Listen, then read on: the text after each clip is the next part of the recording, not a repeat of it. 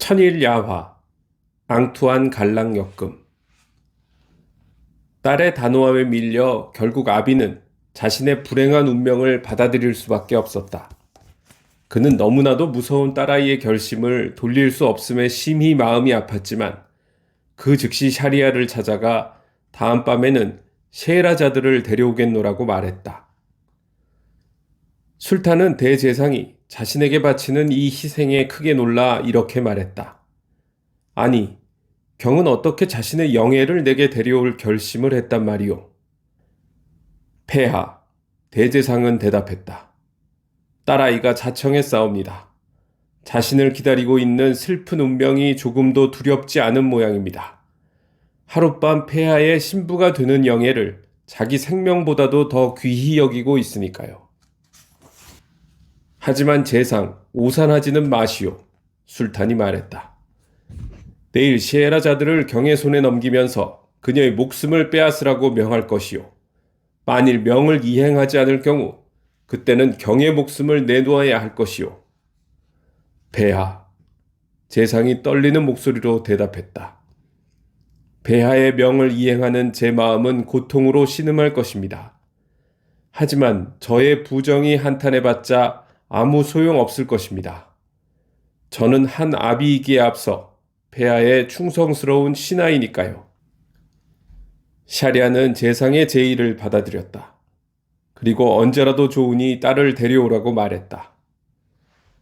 제상은 집에 돌아와 이 소식을 셰헤라자드에게 전했다. 이에 그녀는 세상에서 가장 유쾌한 소식을 듣기라도 한 양 뛸 듯이 기뻐하면서 아버지에게 매우 중요한 일을 해주셔서 감사하다고 말했다.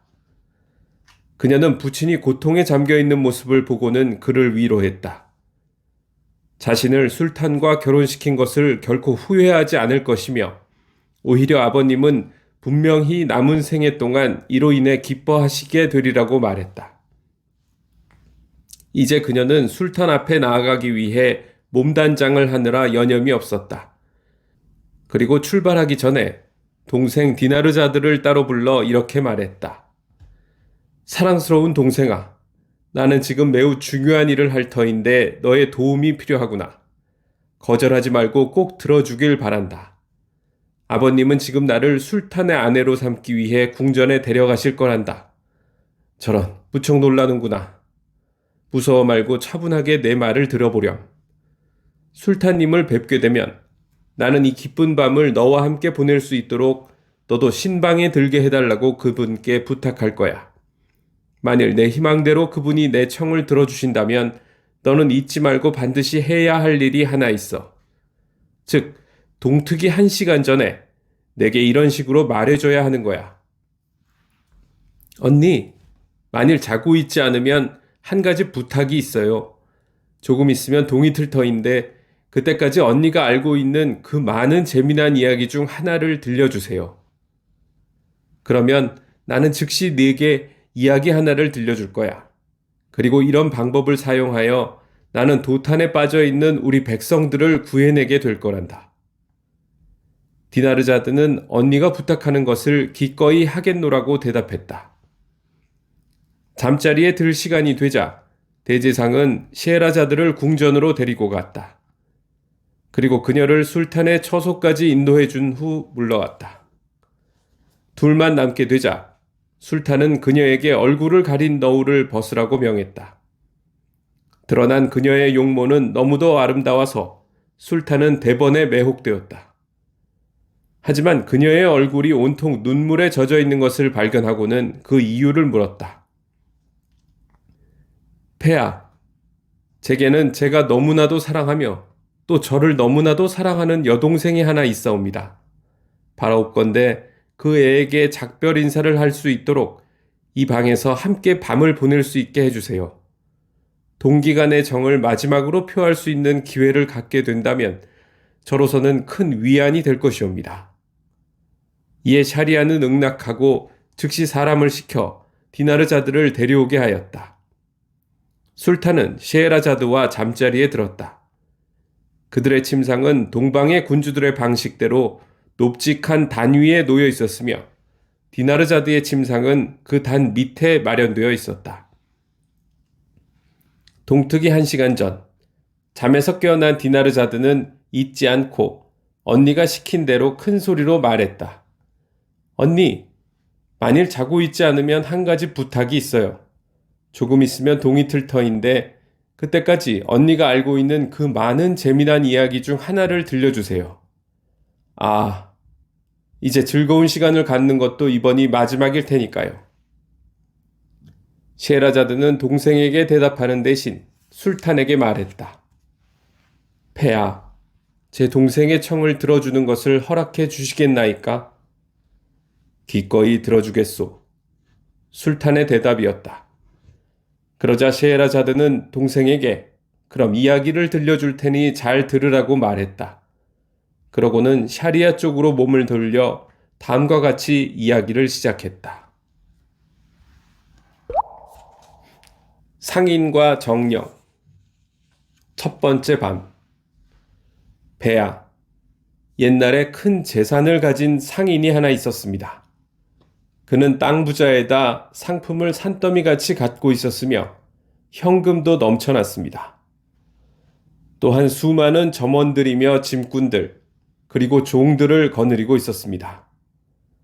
상담을 위해 때때로 여행을 해야 했던 이 상인은 어느 날 중요한 용무가 생겨 사는 곳에서 멀리 떨어진 곳에 가게 되었습니다. 그는 말을 타고 길을 떠났습니다. 말 궁둥이에는 큰 보따리 하나가 실려 있었는데 그 안에는 대추야자와 비스킷 같은 식량이 들어 있었습니다.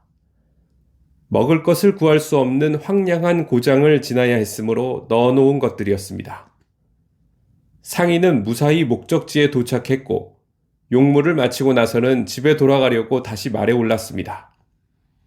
길을 떠난 지 나흘째 되던 날, 그는 뜨거운 햇볕과 지열을 견디지 못하고 길을 벗어나 들판 가운데 보이는 나무들 아래로 몸을 식히러 갔습니다. 그리고 거기에서 커다란 호두나무 아래 아주 맑은 물이 흐르는 샘을 하나 발견했습니다. 말에서 내린 상인은 말을 나뭇가지에 메어놓고는 샘물 곁에 앉았습니다. 그리고 보따리에서 대추야자와 비스킷 몇 개를 꺼내고 대추야자를 먹으면서 씨를 여기저기에 던졌습니다. 이처럼 간소하게 식사를 마친 후 독실한 이슬람 신도였던 그는 손과 얼굴과 발을 물로 씻은 후 기도를 드렸습니다.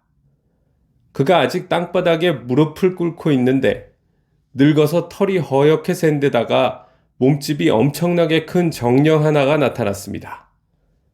손에 칼을 든 정령은 그의 앞으로 걸어오더니 무시무시한 목소리로 이렇게 말했습니다. 일어나. 내 놈이 내 아들을 죽인 것처럼 나도 이 칼로 네 놈을 죽여야겠다. 이렇게 말한 정령은 섬뜩한 소리로 울부짖었습니다. 흉측한 몰골의 정령이 이처럼 말하는 것을 듣고 두려움에 얼어붙은 상인은 벌벌 떨면서 대답했습니다. 아이고 나리, 제가 대체 무슨 죄를 지었기에 제 목숨을 빼앗겠다는 겁니까? 그러자 정령은 아까의 말을 반복했습니다. 나는 네 놈이 내 아들을 죽인 것처럼 네 놈을 죽이겠단 말이다. 세상에나, 제가 어떻게 당신 아들을 죽일 수 있단 말입니까? 저는 당신 아들을 알지도 못하고 본 적도 없단 말입니다. 그러자 정령이 다시 말했다. 네 놈이 여기 도착하여 거기 앉지 않았더냐? 그리고 네 가죽 주머니에서 대추야자를 꺼내 그 씨를 여기저기 던지지 않았더냐? 당신이 말한 대로입니다. 아니라고 부인하지 않겠습니다. 그런데 말이다. 네 놈이 내 아들을 죽였단 말이다. 자, 내가 설명해 주겠다. 네 놈이 대추야자 씨를 던지고 있을 때 내 아들이 그 옆을 지나다가 씨 하나를 눈에 맞아 죽어버렸단 말이다. 자, 그러니까 난 네 놈을 죽여야겠어.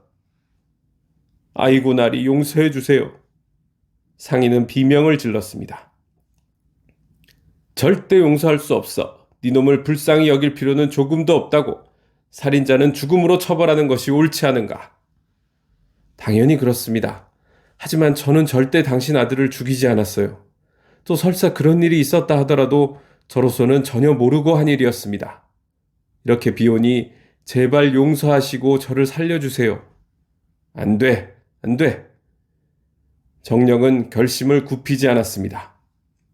네 놈이 내 아들을 죽인 것처럼 나도 네 놈을 죽여야겠어. 이렇게 말한 후 정령은 상인의 팔을 꺾어 얼굴을 땅에 쳐박았습니다. 그리고 상인의 목을 자르려고 칼을 높이 치켜들었습니다. 상인은 눈물을 철철 흘리며 자신의 결백을 호소했습니다. 그리고 이제는 아내와 자식들도 못 보게 된다며 한탄하는 등 정령의 마음을 움직여 보려고 갖은 애를 썼습니다. 정령은 칼을 높이 치켜든 채로 상인의 말을 묵묵히 들었습니다. 하지만 무정한 마음은 조금도 움직이지 않았습니다. 대신 이렇게 소리쳤습니다. 그렇게 울고 짜고 해봤자 소용없다. 네가 피눈물을 흘린다 할지라도 난 기어코 네 놈을 죽이고야 말겠다. 뭐라고요? 정말로 아무것도 당신의 마음을 움직일 수는 없단 말입니까? 당신은 기어코 죄 없고 불쌍한 이 사람의 목숨을 빼앗아야만 하겠습니까? 그래. 정령이 대답했습니다. 나는 그렇게 결심했어. 정령은 이렇게 말하면서 이야기가 여기까지 이르렀을 때 셰헤라자드는 날이 밝은 것을 보았다. 그리고 아직 이른 아침이지만 술탄이 기도와 어전 회의를 위해 자리에서 일어나는 것을 보고 이야기를 멈췄다. 그러자 디나르자드가 말했다. 세상에, 언니가 해준 이야기는 너무나 재미있어요. 그 뒤의 이야기는 훨씬 더 재미있단다. 셰헤라자드가 대답했다. 들어보면 내 말이 옳다는 걸 알게 될 거야. 만일 술탄께서 오늘 하루만 더 살게 해주셔서 내일 밤 나머지 이야기를 할 수 있도록 허락해 주신다면 말이야. 셰헤라자드의 이야기를 재미있게 들은 샤리아는 속으로 생각했다. 내일까지만 참아야겠군. 하지만 이야기를 끝까지 듣고 난 후에는 그녀를 죽이도록 하겠어. 이렇게 그는 그날 셰헤라자드의 목숨을 빼앗지 않기로 마음먹은 후 아침 기도와 어전 회의를 위해 몸을 일으켰다. 이때 대제상은 끔찍한 불안감에 빠져 있었다. 달콤한 잠을 맛보기는커녕 제 손으로 죽여야 할 딸의 운명에 대한 한탄과 한숨으로 밤을 꼬박 지새운 그는 절망스러운 심정으로 술탄이 나타나기만을 기다리고 있었다. 그런데 어전 회의에 들어선 술탄이 예상외로 아무 말도 하지 않는 것이 아닌가. 이 뜻밖의 상황에 대제상은 놀라기도 했거니와 다른 한편으로는 기쁘기 그지없었다. 술탄은 평소대로 제국의 국사를 처리하며 하루를 보낸 후 밤이 되자 다시 셰헤라자드와 잠자리에 들었다. 그리고 다음 날 새벽, 아직 동이 트지 않았을 때 디나르자드는 잊지 않고 언니에게 이렇게 말했다. 언니, 만일 자고 있지 않으면 어제 이야기를 계속해 주세요. 정말 부탁이에요. 이에 술탄은 셰헤라자드가 허락을 구하기도 전에 먼저 입을 열었다. 정령과 상인의 이야기를 끝내주시오. 나도 이 이야기가 어떻게 끝나게 될지 궁금하오. 그러자 셰헤라자드는 다시 다음과 같이 이야기를 계속했다. 두 번째 밤. 폐하. 상인은 정령이 자기 목을 자르려 하는 것을 보고 큰 소리로 비명을 지르며 이렇게 말했습니다. 잠깐만요. 제발 한마디만 하게 해주세요. 제발 부탁이니 처벌을 좀 유예해 주세요. 제게 시간을 조금만 주세요. 가서 마누라와 자식 새끼들도 좀 보고 또 아직 유언장도 작성 못했는데 재산도 분배해 줘야죠.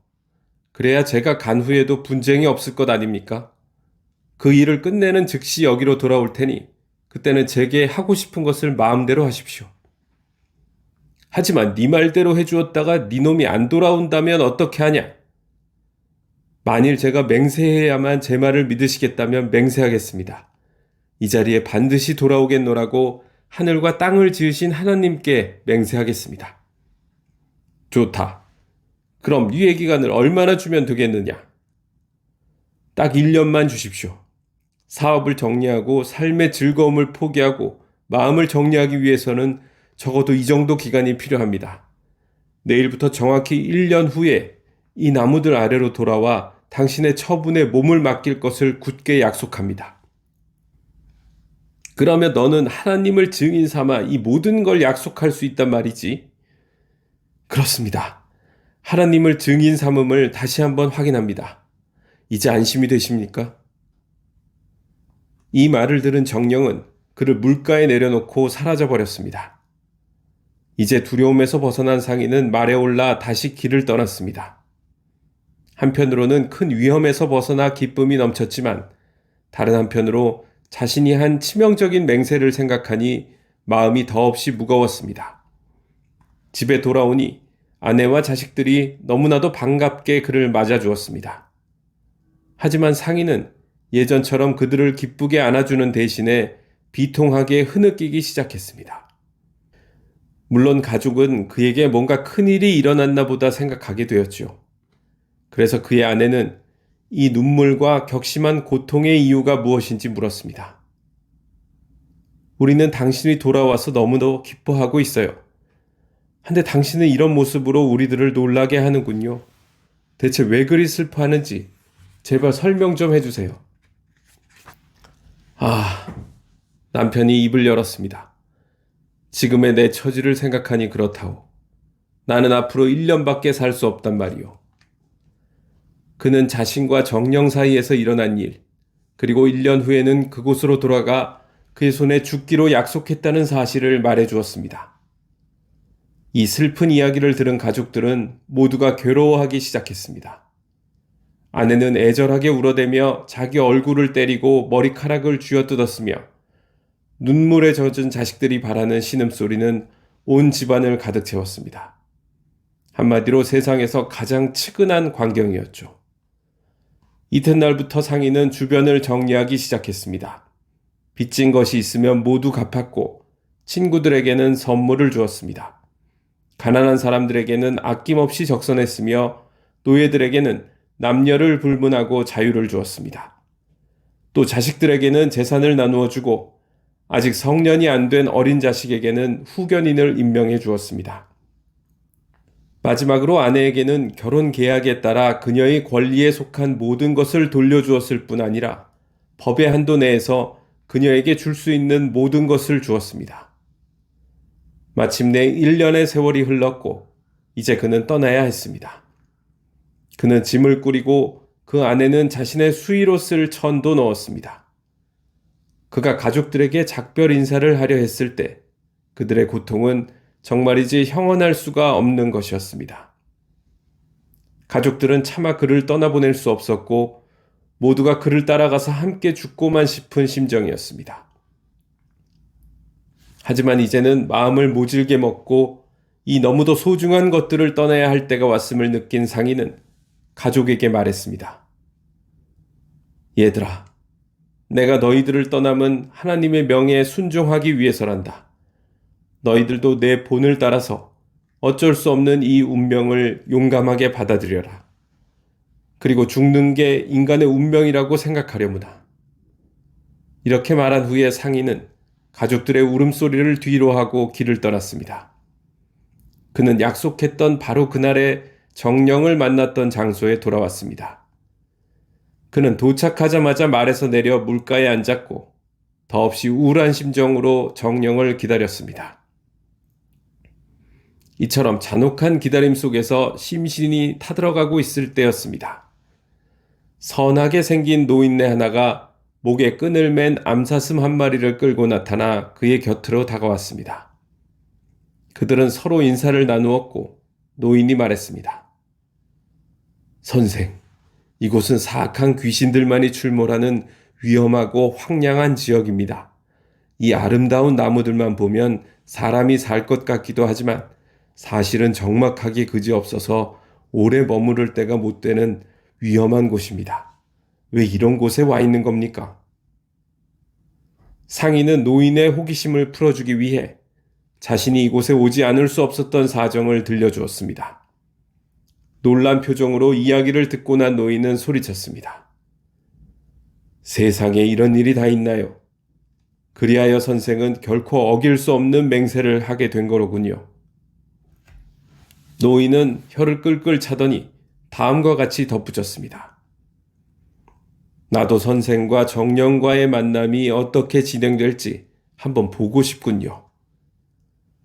이렇게 말한 후에 그는 상인 옆에 앉았습니다. 그리고 두 사람이 이야기를 나누고 있었는데, 하지만 벌써 날이 밝아오는군요. 셰헤라자드가 흠칫하며 말했다. 이 이야기에서 가장 재미있는 부분이 남아있는데.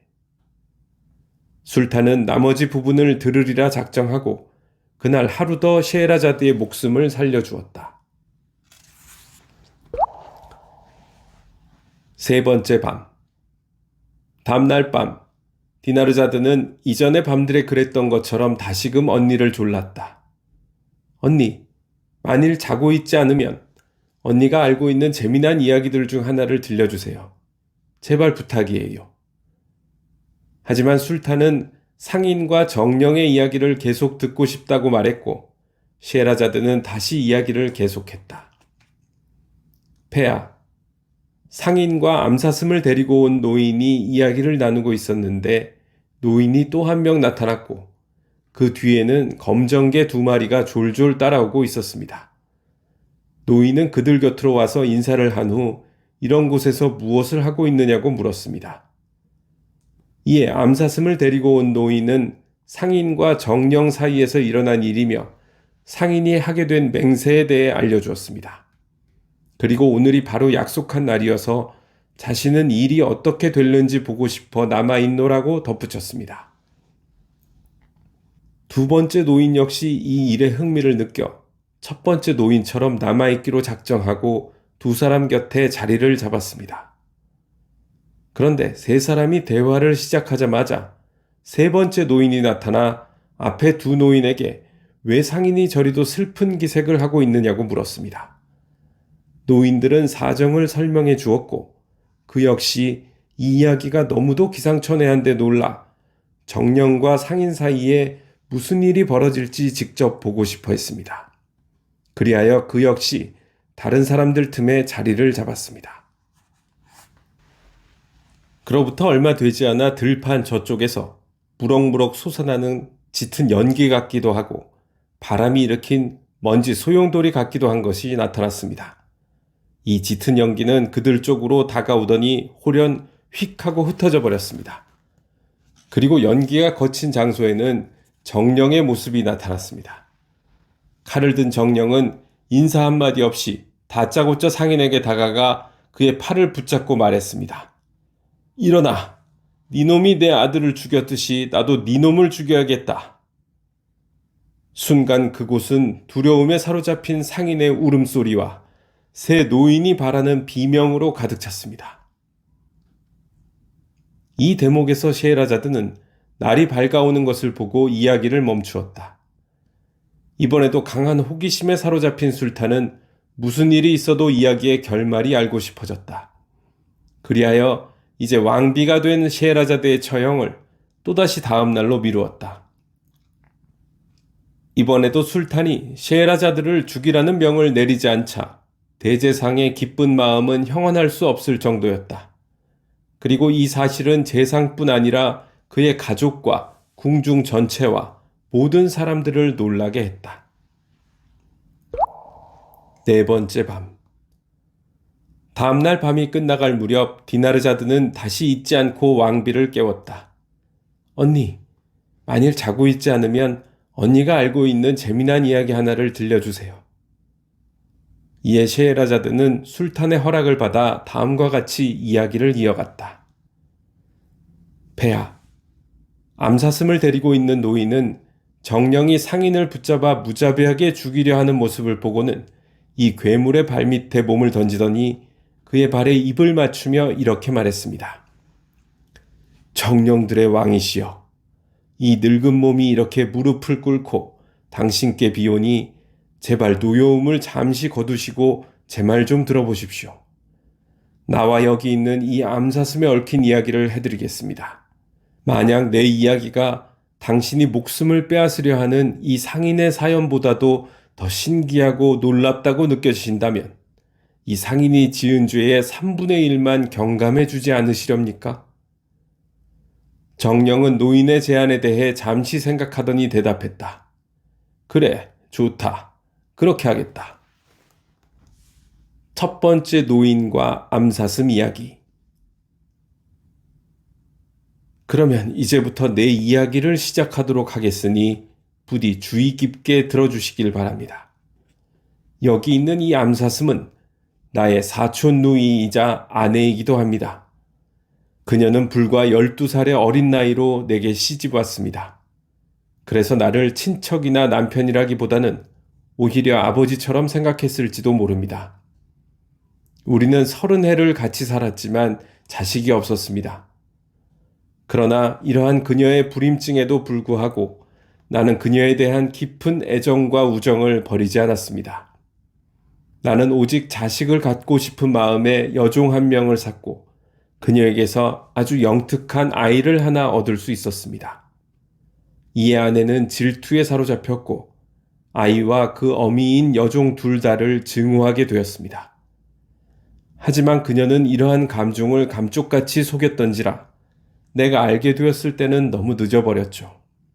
어쨌든 내 아들은 무럭무럭 잘 자랐습니다. 그런데 아들이 10살 되던 해 나는 여행을 할 일이 생겼습니다. 출발하기 전에 나는 추호도 의심하지 않던 아내를 불러 여종과 아들을 맡기고 내가 집을 비울 1년 동안 잘 돌봐줄 것을 당부했습니다. 그런데 그녀는 이 기간을 이용하여 자신의 증오심을 분출했던 것입니다. 그녀는 사악한 마술에 빠져들었고 이 악마적인 기술을 충분히 익히게 되자 그때껏 품고 있던 무서운 계획을 실행에 옮겼습니다.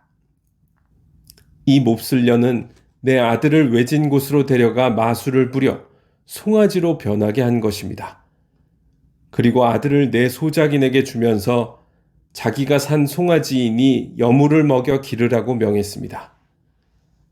그녀는 이 가증스러운 짓을 범하고도 성에 차지 않았던지 이번에는 여종을 암소로 변하게 했고 그녀 역시 소작인에게 맡겼습니다.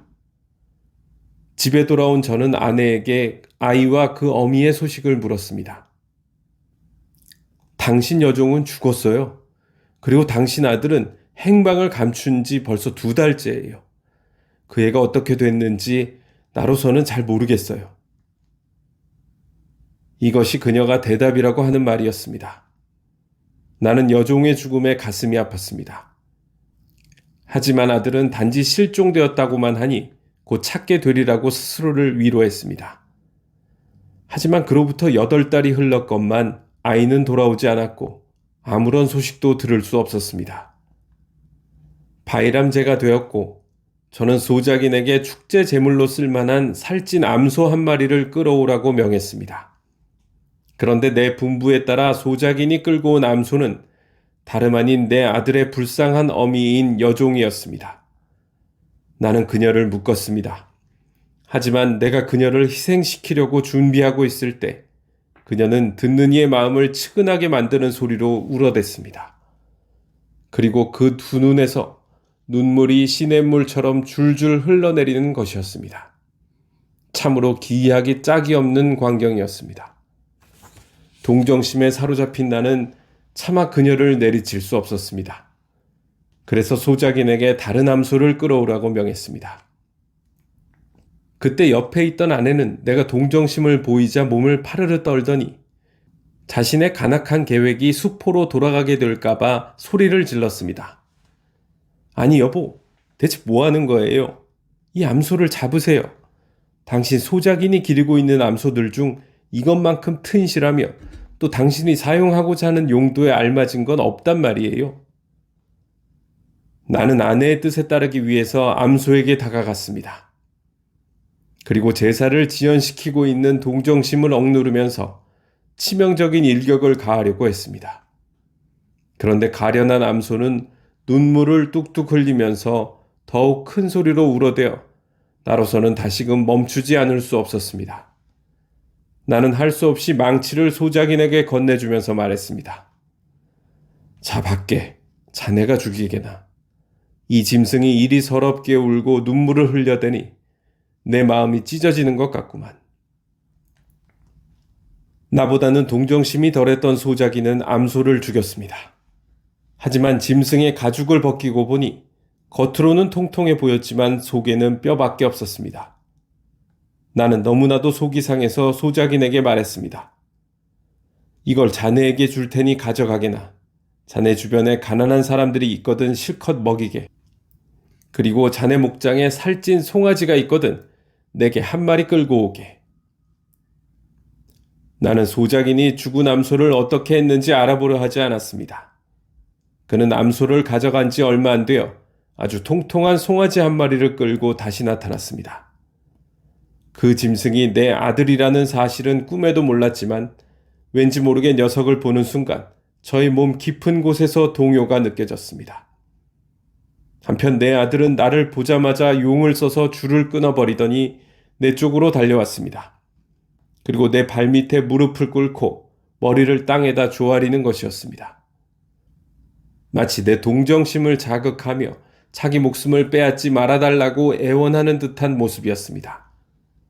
그 녀석은 자신이 나의 아들이라는 사실을 알리기 위해 갖은 애를 쓰고 있었던 것입니다. 송아지의 이런 행동을 본 나는 암소가 눈물을 흘리는 모습을 보았을 때보다 훨씬 더 놀랐습니다. 나는 측은한 마음이 들어 송아지에게 관심을 갖게 되었습니다. 다른 말로 표현하자면 보이지 않는 혈육의 정이 내 안에서 그 의무를 다한 셈이지요. 나는 소작인에게 말했습니다. 자, 이 송아지도 자네 집에 데려가서 잘 보살펴주게. 대신 즉시 다른 놈을 끌고 오게나. 아내는 이 말을 듣자마자 또다시 소리를 질렀습니다.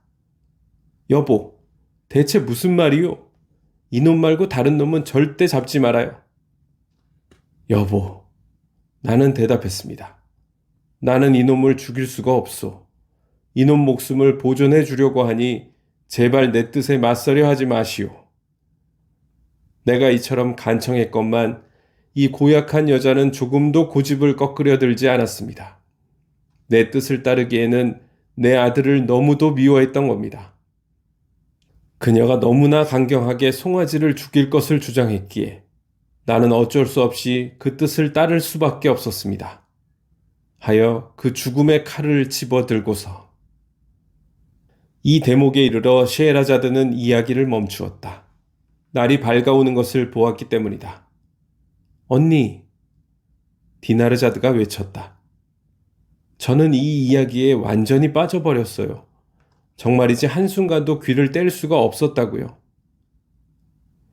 만일 술탄께서 오늘 하루를 더 살게 해주신다면 말이야. 내일 듣게 될 이야기는 이보다도 훨씬 재미있다는 것을 알게 될 텐데. 샤리아 역시 암사슴을 끌고 다니는 노인의 아들이 어떻게 되었는지 몹시 궁금했던지라 자신도 기꺼이 다음 밤의 이야기의 결말 부분을 듣고 싶다고 왕비에게 말했습니다. 5번째 밤. 5번째 밤이 끝나갈 즈음 디나르자드는 왕비를 부르고 이렇게 말했다. 언니, 만일 자고 있지 않으면 동이 틀 때까지 어제 언니가 했던 그 멋진 이야기의 뒷부분을 들려주세요. 셰에라자드는 샤리아의 허락을 얻어낸 후 전날의 이야기를 계속해 나갔다. 폐하, 암사슴을 데리고 있는 첫 번째 노인은 정령과 상인, 그리고 다른 두 노인에게 그의 이야기를 계속 들려주었습니다.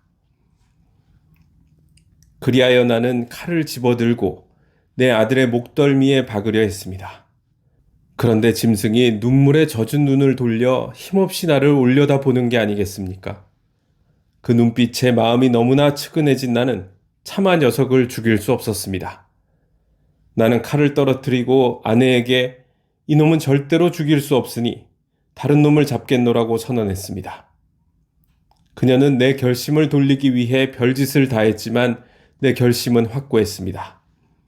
그리고 그녀를 진정시키기 위해 내년 바이람 축제 때는 녀석을 잡겠다고 약속해 주었습니다.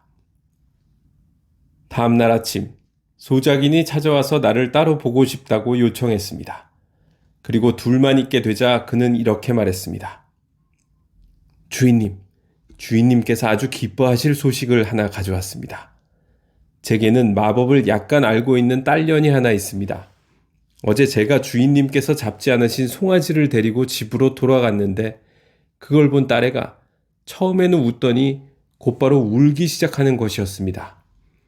제가 왜 이처럼 반대되는 행동을 동시에 하느냐고 묻자 딸애는 대답했습니다. 아버님, 아버님이 끌고 온 이 송아지는 주인님의 아드님이세요. 제가 웃은 이유는 이분이 살아계신 것이 기뻐서이고 또 운 것은 암소로 변한 이분의 어머님이 희생된 것이 생각났기 때문이에요. 마법을 써서 이 두 사람을 이처럼 변신시켜 놓은 장본인은 이들을 끔찍이도 미워하는 주인님의 철합니다. 이것이 딸애가 제게 말해준 내용이며 저는 이 사실을 주인님께 알려드리고 싶었습니다. 오 정령이여, 이 말을 듣고 내가 얼마나 놀랐을지 상상해 보십시오. 나는 소작인의 딸과 직접 얘기하려고 당장에 집을 나섰습니다. 농가에 도착하자마자 나는 아들이 갇혀있는 외양간으로 갔습니다. 물론 내가 껴안아도 아들은 인간의 말로 대답하지는 못했습니다. 하지만 녀석이 내게 반응하는 모습은 그가 분명 내 아들임을 확신시켜 주었습니다. 소작인의 딸이 도착했습니다. 나는 물어보았습니다. 얘야, 내 아들에게 원래의 모습을 되찾아 줄 수 있겠니? 물론 할 수 있습니다. 그녀는 대답했습니다. 아, 만일 그렇게만 해준다면 내 온 재산을 네게 주겠어. 그러자 그녀는 미소를 지으며 말했습니다. 당신은 우리들의 주인이십니다. 그리고 주인님께서 여태껏 베풀어 주신 은혜만으로도 충분히 감사하고 있습니다. 하지만 아드님을 원래 상태로 돌려드리는 데에는 두 가지 조건이 있습니다. 첫째는 아드님을 저의 남편으로 삼아주세요. 둘째는 아드님을 송아지로 변하게 한 사람을 제가 벌할 수 있도록 허락해 주세요. 저는 대답했습니다. 첫 번째 조건은 정말이지 기꺼이 받아들이겠다. 그것만이 아니다. 내 아들에게 줄 재산과는 별도로 너에게 따로 많은 재산을 줄 것을 약속하마. 네게서 받을 큰 은혜를 갚기 위해서라면 내 무엇인들 못하겠느냐. 그리고 내 처에 관련된 조건 역시 받아들이겠다. 그렇게 흉악한 행동을 할 수 있는 인간은 벌을 받아 마땅하다. 너에게 넘겨줄 테니 하고 싶은 대로 하려무나. 대신 목숨만은 빼앗지 말아다오. 그러자 그녀가 다시 말했습니다. 그 여자가 주인님 아들에게 했던 것과 똑같은 방식으로 다뤄줄 겁니다. 그렇게 하려무나. 하지만 먼저 내 아들을 원래의 모습으로 되돌려다오. 그러자 소녀는 물을 가득 채운 항아리 하나를 들고 그 속에 뭐라고 중얼거리더니 다시 송아지를 향해 주문을 외웠습니다. 오 송아지야, 만일 전능하시고 지극히 높으신 이 세상의 주인께서 너를 현재의 상태로 창조하신 것이라면 이 모습 그대로 있거라. 하지만 만일 네가 인간이며 마법에 의해 송아지로 변해 있는 것이라면 주권자 창조주의 허락에 힘입어 자연스러운 형상을 되찾아라. 말을 마치면서 그녀는 송아지 위에다 물을 뿌렸습니다.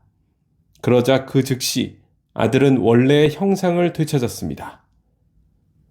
내 아들아, 내 소중한 아들아. 나는 더 이상 격정을 참지 못하고 소리를 지르며 아들을 껴안았습니다. 너를 가두고 있던 이 끔찍한 마법을 파괴하고 너와 너의 어머니에게 행해진 악에 복수하기 위해 하나님께서 이 소녀를 보내주셨구나. 이 소녀를 네 아내로 맡겠다는 나의 약속을 너 역시 받아들이리라 믿는다. 물론 아들은 기꺼이 동의했습니다. 하지만 결혼하기 전에 소녀는 내 처를 암사슴으로 변화시켰고 그것이 바로 여기 있는 이 짐승입니다. 하필 암사슴의 형태를 선택한 것은 나의 소원을 따른 것이었습니다. 그래도 다른 짐승들보다는 보기 좋은 암사슴으로 있으면 집에 같이 있어도 그다지 역겹게 느껴지지 않으리라 생각했기 때문이었습니다. 이후에 내 아들은 상처하여 호라비가 되었고 여행을 떠났습니다. 한데 여러 해가 되어도 소식을 들을 수 없어 그 애를 찾아 이렇게 몸소 집을 나섰습니다. 하지만 내가 아들을 찾으러 돌아다닐 동안 내 처를 다른 사람한테 맡기기가 싫어서 이렇게 데리고 다니는 편이 낫겠다고 생각했던 것입니다. 자, 이것이 나와 이 암사슴에 얽힌 이야기입니다.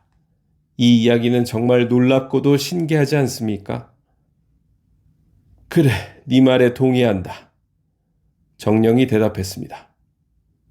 이 이야기 때문에 상인에게 내릴 형벌을 3분의 1만큼만 감면해 주겠다. 첫 번째 노인이 이야기를 끝내자 검둥개 2마리를 데리고 다니는 두 번째 노인이 정령에게 말했습니다. 이번에는 나와 여기 보이는 이 2마리의 개에게 일어난 일을 이야기해 드리겠습니다.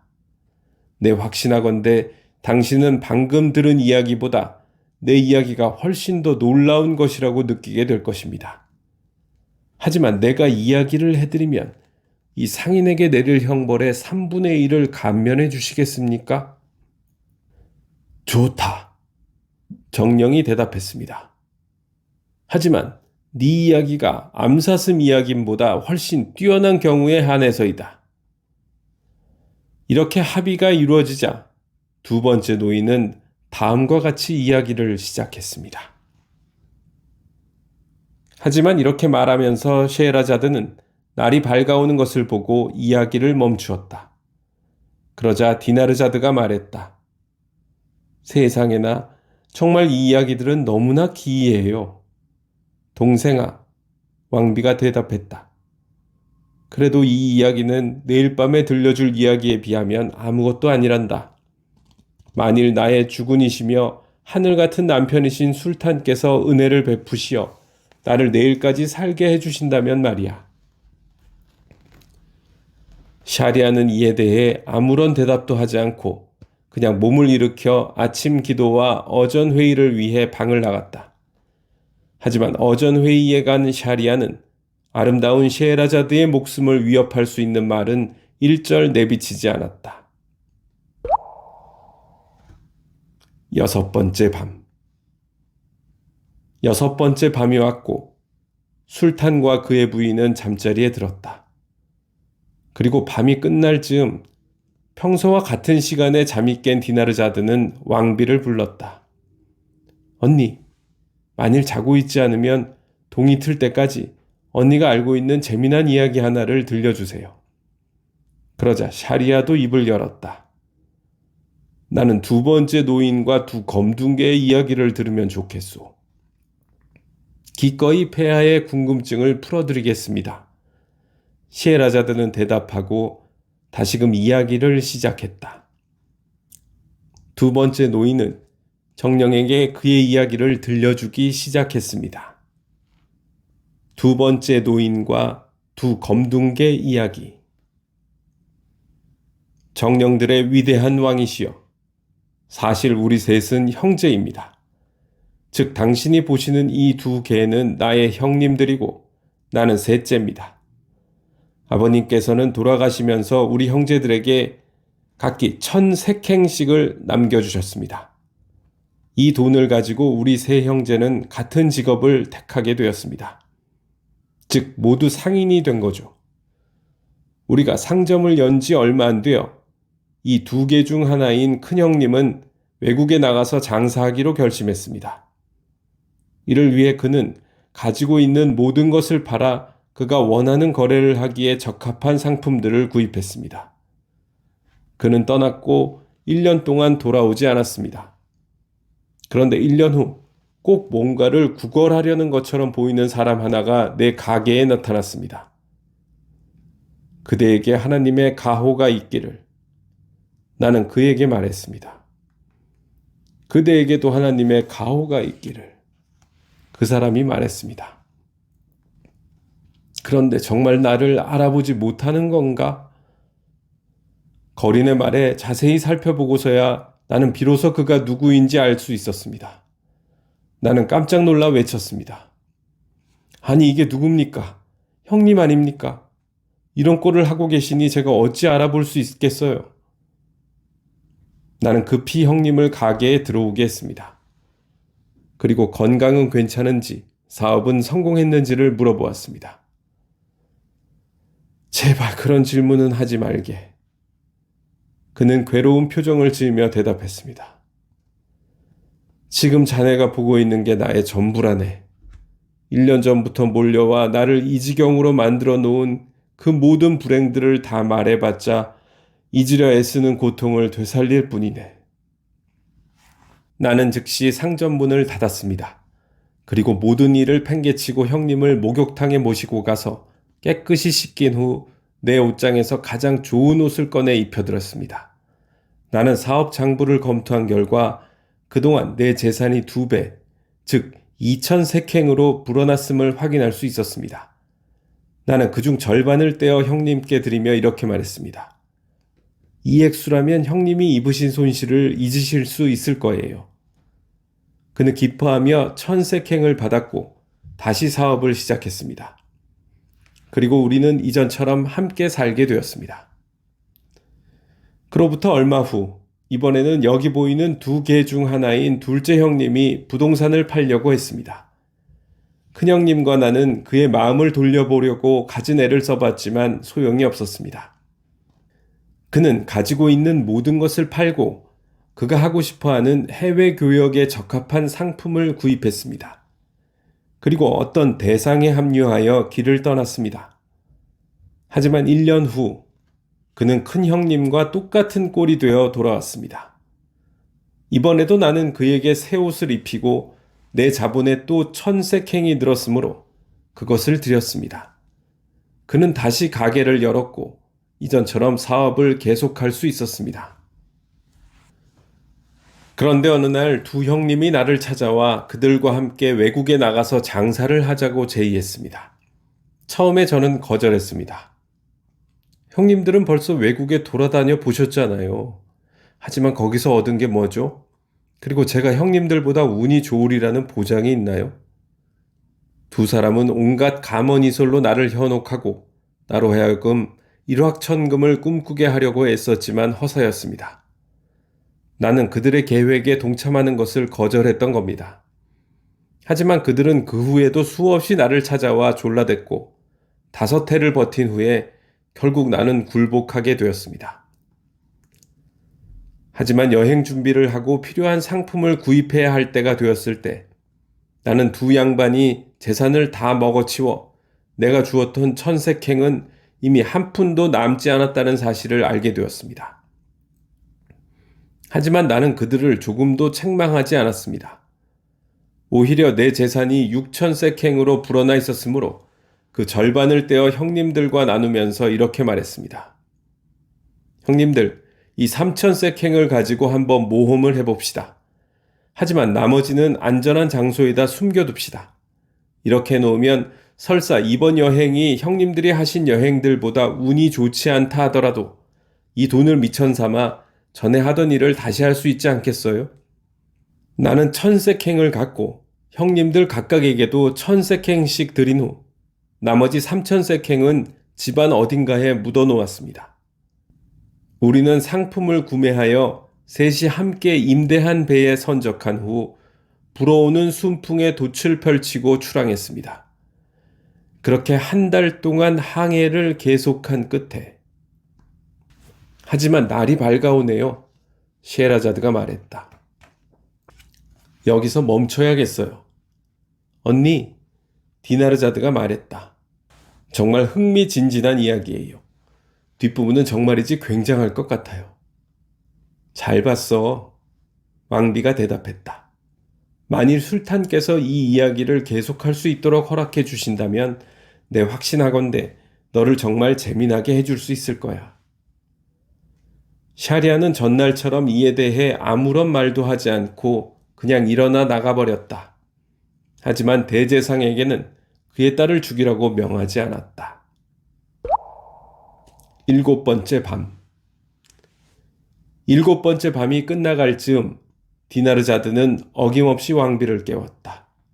언니, 만일 자고 있지 않으면 동이 터올 때까지 어제 끝맺지 못했던 그 멋진 이야기의 뒷부분을 들려주세요. 기꺼이 해줄게. 셰라자드가 대답했다.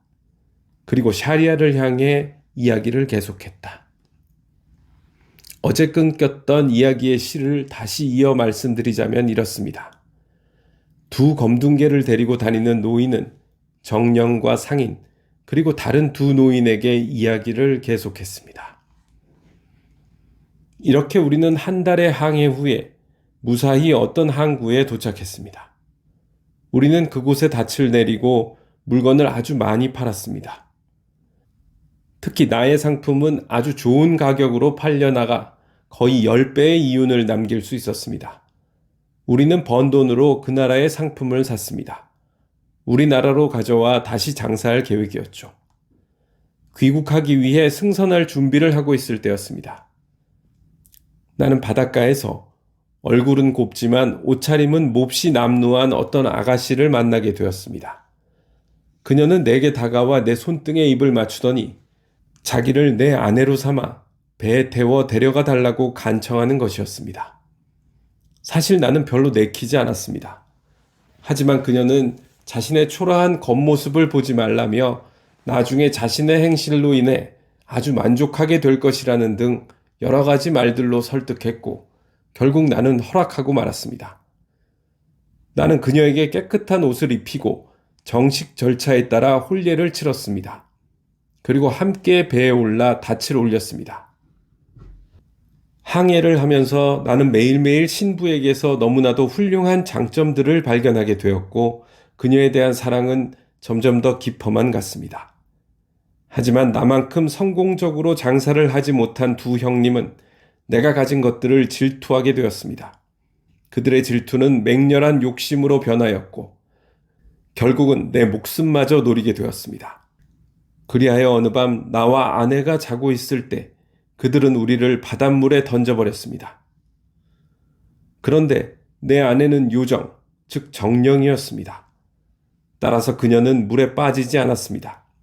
그녀의 구조가 아니었다면 나는 그대로 익사해 버렸을 것입니다. 내가 바다에 떨어지자마자 그녀는 나를 들어 올려 헐헐 날아가 어떤 섬에 데려다 놓았습니다. 날이 밝자 요정은 나에게 말했습니다. 여보, 이제 보셨죠? 당신이 제게 그렇게 잘해주셨기 때문에 제가 이처럼 당신 모습을 구해서 보답을 하잖아요. 사실 저는 요정인데 우연히 바닷가를 거닐다가 배를 타고 떠나려는 당신을 보고 몹시 마음이 끌렸답니다. 그런데 당신이 얼마나 착한 사람인가 시험해보고 싶어서 그런 보잘것없는 모습으로 나타났던 거예요. 하지만 당신은 저를 너무도 너그럽게 대해주었죠. 이렇게 제 감사의 뜻을 표할 수 있게 되어 매우 기쁘답니다. 하지만 당신의 형제들을 생각하면 분통이 터져요. 그자들의 목숨을 빼앗지 않으면 화가 풀리지 않을 겁니다. 나는 감탄을 거듭하며 요정이 말하는 것을 들었습니다. 나는 그녀의 은혜에 대해 진심으로 감사하고 나서 이렇게 말했습니다. 하지만 부인, 내 형님들에 대해서 말이요. 그들을 용서해 줄 수 없겠소? 물론 나도 그들의 행동이 지극히 섭섭하지만 그들이 죽기를 원할 만큼 내 마음이 모질지는 못하다오.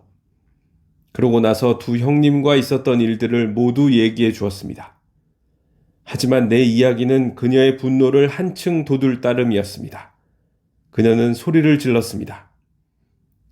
내 당장에 이 배은망덕한 놈들에게 날아가 복수해야겠어요.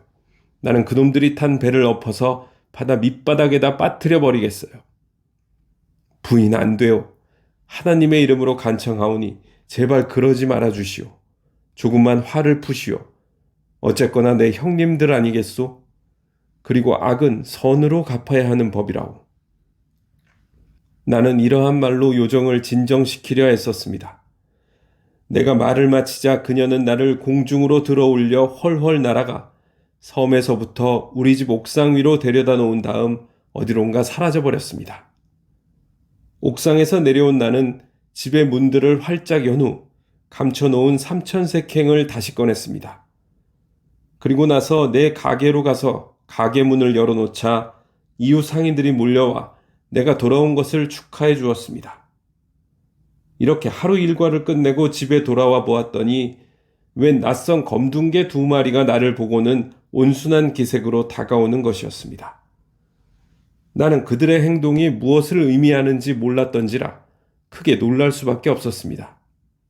하지만 곧 나타난 요정이 모든 사정을 설명해 주었습니다.